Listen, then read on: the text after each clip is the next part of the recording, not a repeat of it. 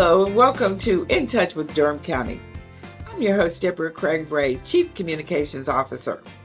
We're coming to you today virtually as we are making some improvements in our studio. We have two exciting guests joining us today. In our first segment, we have Ryan Eves, our Division Manager for Stormwater and Erosion Control in Durham County Engineering. He will talk about the work of his division and how Durham County continues to support environmental management.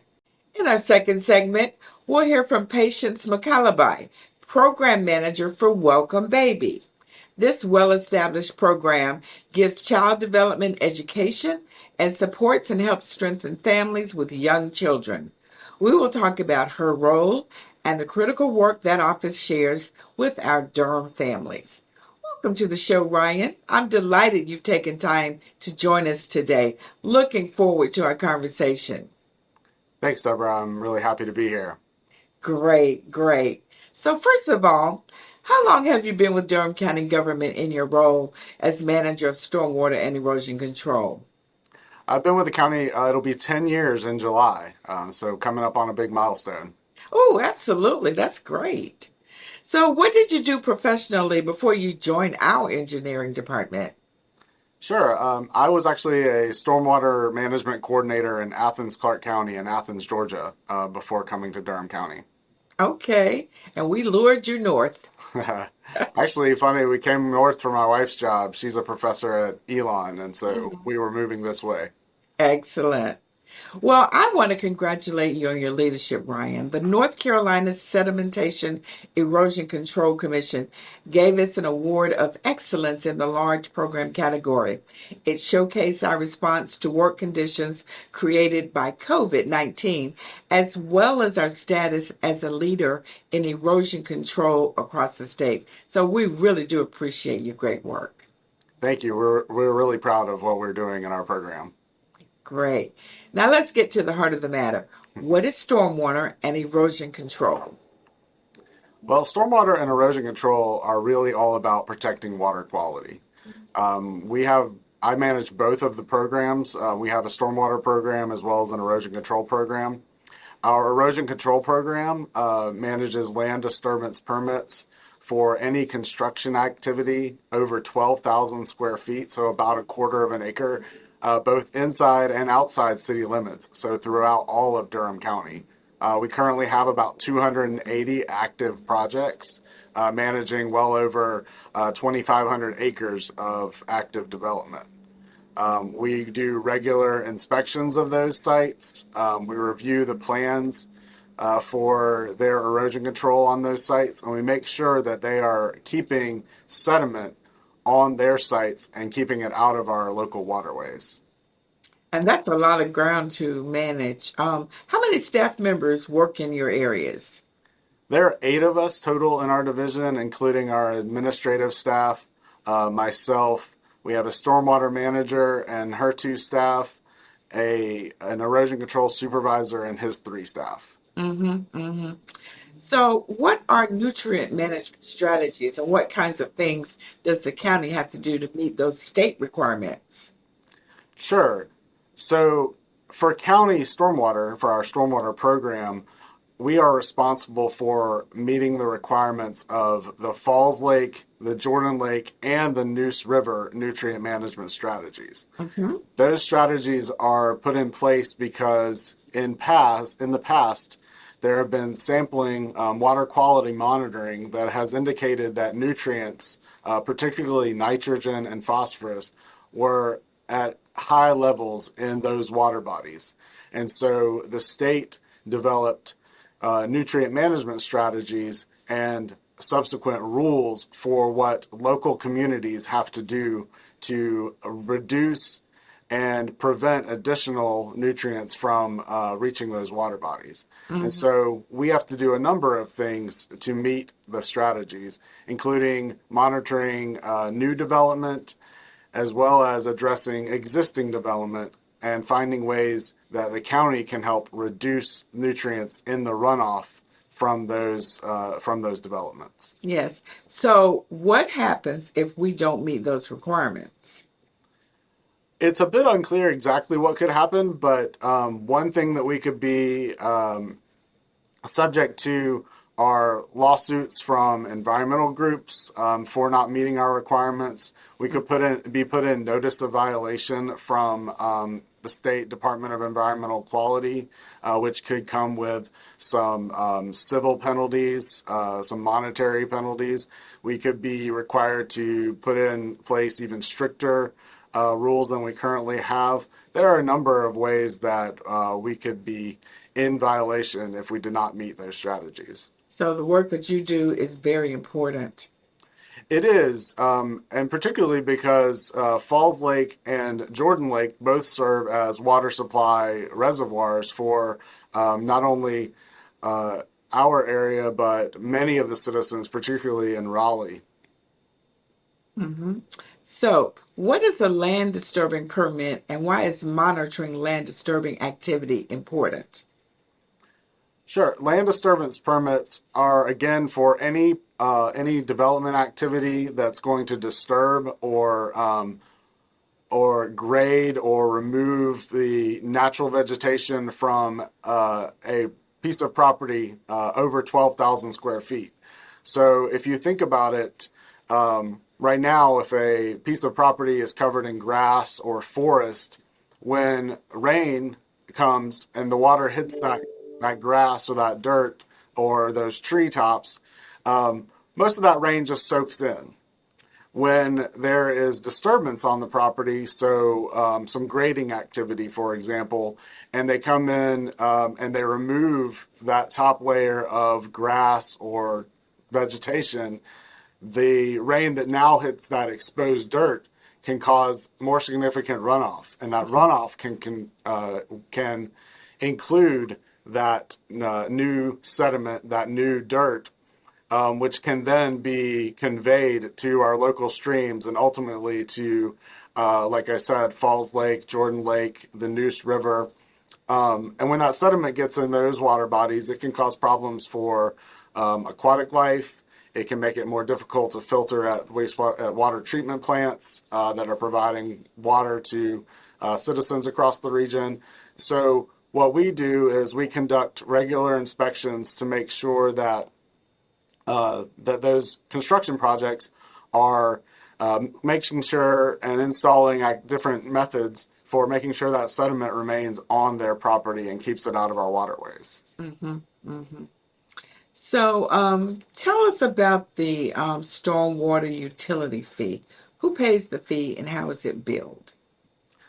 Right. So the stormwater utility fee was put in place in 2020 as a response to the county's compliance with those nutrient management strategies.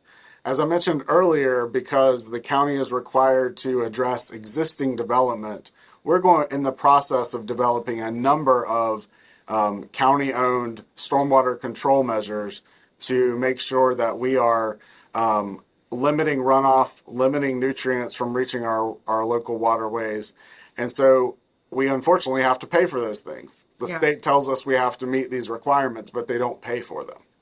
And so it was estimated that the county's requirements could cost up to $70 million dollars over the next 40 years. And so, in order to pay for those efforts, we introduced a stormwater utility fee, which charges property owners based on the amount of impervious surface on their property.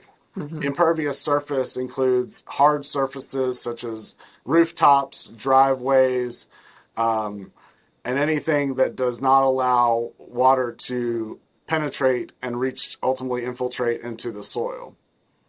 So pretty much all property owners that have some developed surface in the county pay for the stormwater utility fee. Hmm. Our utility fee only applies to the unincorporated area of the county, and so there are approximately 15,000 properties that are billed.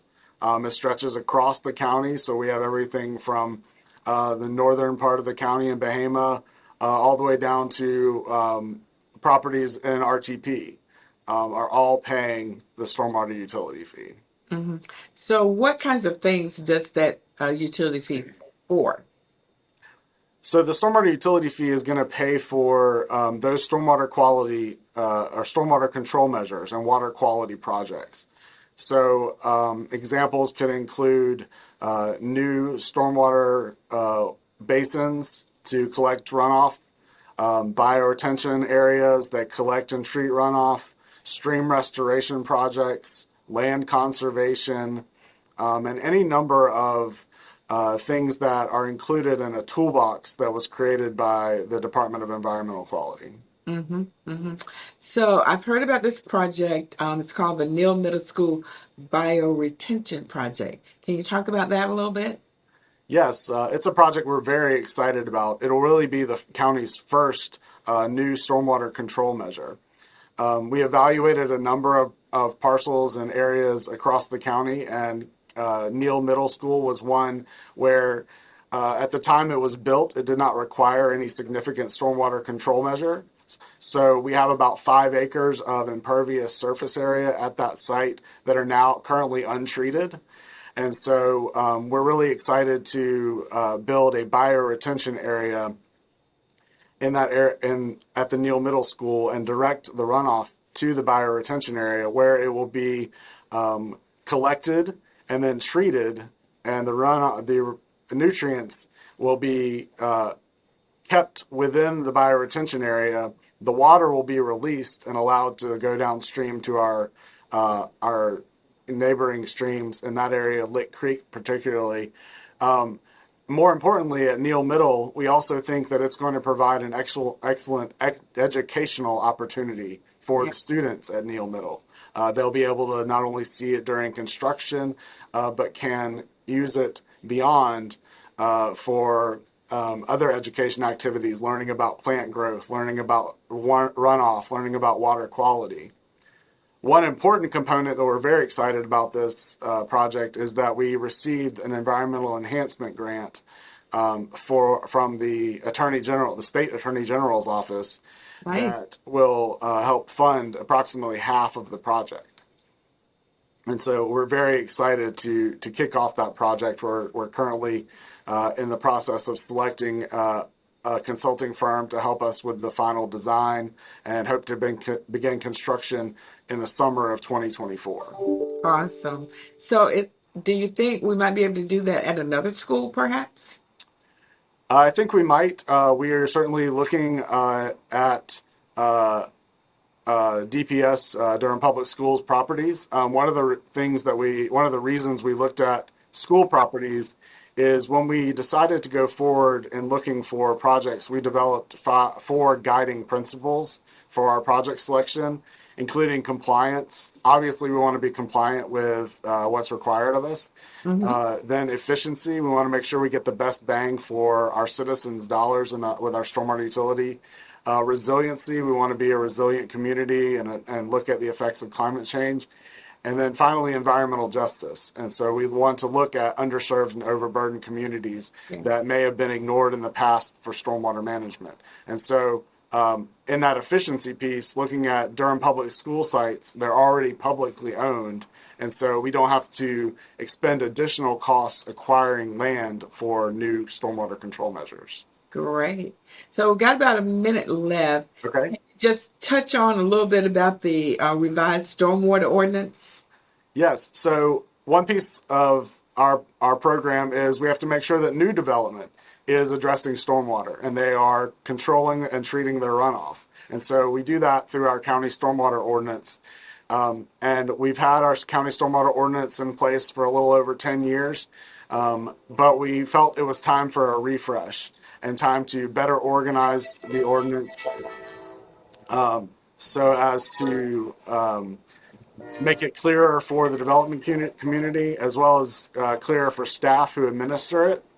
We also wanted to make sure that all of our ordinance is complying with some updates to state legislation as well as the Neuse River nutrient management requirements. And so we just recently readopted in a revised version. We'll be putting out more information about that on our website, dconc.gov/stormwater, here in the next few days. Excellent. Well, I just want to thank you for spending time with us today. And we want to help make sure that everybody understands that what you do is important to our health and safety in Durham County. Absolutely. I really appreciate being here. We're going to take a quick break, and when we return, you'll hear from Patience McCullaby about Welcome Baby. We'll see you on the other side. The decision to do vaccination for yourself is one thing, but it's another thing when considering vaccinating your children. For me, as a father, the most important things in my life are my children. The first opportunity we got, my wife and I vaccinated our 2 little boys. We have seen how this unfortunate infection has ravaged the entire world. We want to ensure that we give our children the best opportunity to be as safe and healthy as possible.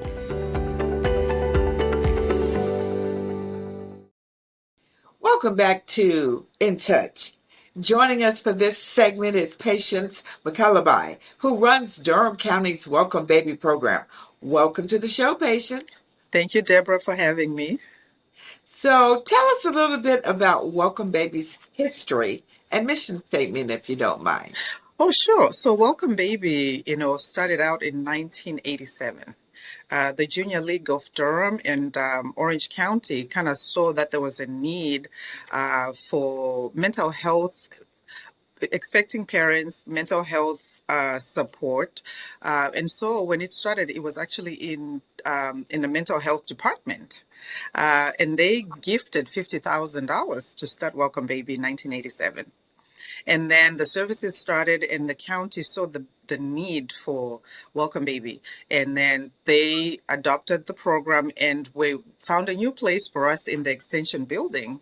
And we have been in this building, I want to say, over 25 years. So, Welcome Baby has been in service for over 35 years, since 1987, so over 35 years.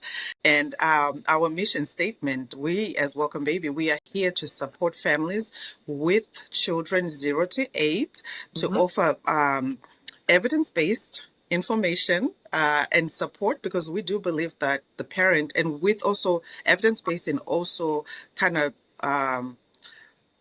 encouraging parents and making sure that they have that information to be able to take care of their kids, and also, mental state for them. And we also focus on literacy, school readiness skills. So it's not just parenting education, we also do literacy and school readiness skills. So outstanding program for our youngest residents. Yes, very, because we have the parenting classes, the parenting workshops. We have the Safe Sleep, which is SIDS prevention. So we distribute cribs to families low-income families. And we also have car seat program, which is one of our, main, because a lot of children actually die or get injured, not because they're not in a car seat, but they're improperly secured. So parents, they get the car seat, they put it in, they think they got it, until they get into an accident and something happens. So we are here to offer that education, and then also provide car seats to those that are in need for a little copay. Yeah. Now tell us what you did before you joined Welcome Baby. Oh, wow. I went to NCCU and I graduated with business marketing, and I went into that field, but I was not enjoying myself. I really did not like it, and I just had a conversation with my husband, and I was like, I am not enjoying myself. And he was like, what is it that you want to do? I said, I don't want to be a nurse because I don't think I can do that part, but I'm leading towards public health. And he was like, it's okay, do what you have to do. And he literally took out his retirement to pay for my school so I can get my master's in public health, community health. And then, because I didn't have the experience of public health, I'm coming from a sales field. I said, what am I going to do? So I started searching on the web, like organizations that are around that take volunteers, and Welcome Baby popped up. So I said, I sent them an email. I said, hey, I would love to volunteer at Welcome Baby. And Miss Von Brown, who was the volunteer coordinator at that time, said, sure, come on in. And I have been here for 15 years. So I started as a parent educator, as a volunteer, then a parent educator, and now the program coordinator, program manager. So it's been quite a wild ride, and I love it. You've grown with the program, and you certainly do a wonderful, wonderful job. Thank you. Thank you. Yeah. So, what other kind of services do you offer? So other services that we offer and all the services that we do in English and Spanish. Okay. So we offer the different parenting workshops by ages and stages. So we have for the expecting moms with this partnership for a healthy baby. We take them through that process of healthy pregnancy because really kind of brain development happens in utero, right? So we have to talk about that to say how to have a healthy baby. So you have to lay that foundation. So we talk about that nutrition, exercise, and everything. If you are diabetes, what it does when you are pregnant, gestational diabetes, what you need to do. Then we go to the stage of the toddler where they have their own, they talk about the terrible twos, but I'm like, it's not the terrible twos. It's actually the wonderful twos. They're just trying to communicate, but they get frustrated. So we walk you through that to say, hey, this is what you need to do so you don't feel so overwhelmed as a parent. And also your child feels like, oh, yeah. I'm making sense and she can understand me and I'm not going to throw a temper tantrum and throw everything. Everybody looking at me at the grocery store like they'd never seen kids crying, but we got you. Then we go to the Incredible Years basic, which is really school readiness. We Yeah. do the positive parenting, but we're focusing on more school readiness, which is when they need the social emotional development before they can get to that school. So that's controlling your emotions when following directions. So we focus on academic coaching. We focus also on attachment with the parents. So kind of teach them how to use play to actually form that bond with the child. And and also show them when you are listening to your child, they're going to listen to you also. And then we also have the triple P positive parenting program. So that one can range from zero. Triple P can be from birth to teenager. So, but we stop at at 8, and Triple P is basically giving the parents that tool bag. And that way, when they are faced with something, they can pull it out and say, "Oh, I think they talked about this. I have this. Let me see how I can handle this." Oh, they talked about this. Let me see how I can handle this. Picky eaters, temper tantrum, routines. So we talk about that, and then we also have Incredible Years autism and language delays. Okay. So we've seen apparently there's been we've seen a rise in kids being diagnosed with autism, and this can be very challenging for parents. It's just as the kids are processing information differently, Right. and how do you get to connect with your child and be able to communicate with them on the level that they are on? Most of them are very smart, so it's like wow. So we're like, yeah, this is how you can do that. And so it's been wonderful. And of course we have the car seat, like I said, and the cribs. And then one of our largest program in the sense of the families that we serve is the Giving Closet. Okay. So the Giving Closet, on the Giving Closet, we serve probably over 2,500 kids, children, 0 to 5 a year. And they come, this is largely in support from the community because we distribute clothes that are donated from the community. We distribute any items, equipment that you need to raise a child, breast pump, high chairs, strollers. I mean, you name it, I could go on and on. All this from the community. And then we also partner with the diaper bank, and we distribute diapers. And this is Fridays from 9 to 1. And we're doing drive-through. So they come in, and you have to be a Durham County resident. On average, we are serving 60 to 80 families every Friday. That's not even that's just families. So you can say maybe about 120 to 150 children every Friday. Yeah. And we do this, we sort the clothes, we package the clothes, we label the stuff, the shoes, everything we do ourselves. And also we get volunteers to come in and help us. It goes back again to that. I started as a volunteer, so we get volunteers to come in and help us. And won't be able to do this without the volunteers. So Durham County departments come in, volunteer. Welcome, baby. Yeah, I was going to ask you about that. How could the community help you? So the community can help us with volunteering because we always have something that needs to be done. We have clothes that need to be sorted. We do maternity clothes. We do shoes. We bundle all that stuff because we have, when COVID started, we went contactless, right? Right. So where we are doing everything in bagging. Before they used to come in and shop and we provide childcare and all that stuff. But I think this has really kind of allowed us to serve more people Okay. even though we have to put more work up, in the back to get it prepared, but we are able to serve more people and efficiently. So departments can come in and volunteer, help to sort clothes, help to bag clothes. We have so many things, and we have our volunteer coordinator who can walk them through of what needs to be done. We also do an annual coat drive. We started this 2012 when we had a different coordinator, and I said, "Hey, is it okay if we start a coat drive because winter is here, and also can we start a diaper drive?" So we did that, and the libraries were so welcoming. They put our bins out there, and we got diapers, we got coats, and this year we collected 974 children coats to Amazing. distribute for winter. Yes, Amazing. and it just keeps growing and growing, and different organizations actually are like, can we be a drop off, can we do a coat drive for you, can we do this, which is so wonderful because they see it, the need, and they're doing it. They're helping us to be able to meet those needs, and like I could go on and on. Go ahead and ask, I'm just No, I I love could it. go on and on. I love it because it's really important that we support our youngest resident.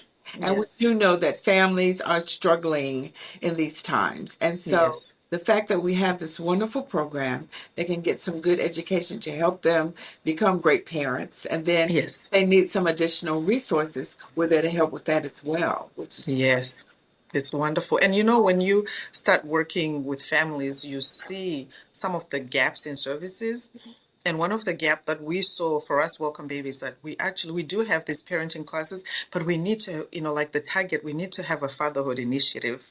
So we're working on getting a fatherhood initiative. We have a male employee on our team Mhm. who is bilingual, so he can do in both English and Spanish. So we've been kind of talking about it, and to say, hey, we need to do this. And with talked to my director, Donna Rewald, and we're like, Donna, this is something that we need to do because we've seen a lot of moms saying, can you guys have something just for the dads? Because when you are amongst, your peers, you are, willing to open up more, right?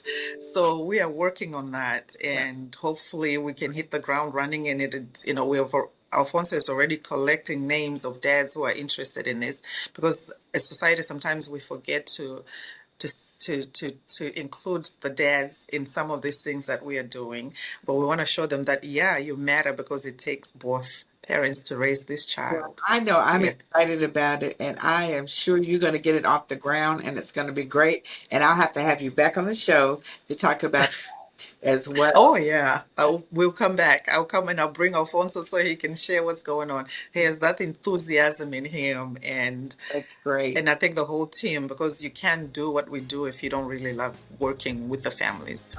So people can go on the website and find you, Welcome Baby. Yes. They can, yep, welcomebaby.org, or they can also go to the Durham County Corporate Extension website, and it has a link that will lead you to our website. So you'll see all our classes, our services, how to reach out, how to volunteer. You can click on the volunteers section, and we have all that information on there. And if you want to call us, you can call our main number, 919-560-7150. Awesome. Well, thank you so much for joining us. Thank you for what you and your team do. And like I said, we'll have to have you again. Thank you so much, Deborah, for having us, Yes, for having me, and Welcome Baby, representing Welcome Baby. my pleasure. Well, that wraps up today's show. Thank you so much for watching. From all of us at Durham County Government, be well. We'll see you next time on In Touch with Durham County. Cheers.